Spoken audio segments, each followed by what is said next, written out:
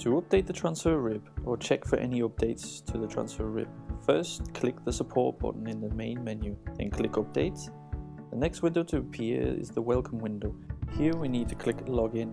But before we do so, keep an eye on the Updates button in the top menu. After clicking the Login button, you will see the Updates button is now clickable. Clicking the Updates button will take you to the Updates window, where you can check for any available updates. If an update is available, you will see a small description in the window below. You will notice that the Download Update button is now clickable. Clicking the Download Update button will take you to a new window. Click Download Update to begin downloading the latest version of the TransferRIP. The latest version of the TransferRIP software will be saved to your computer's hard drive. Once the file is downloaded, make sure the TransferRIP software is not open before you install the new update. Simply right-click on the installation file, install as administrator and follow the on-screen instructions. It is good practice to check for updates once a month.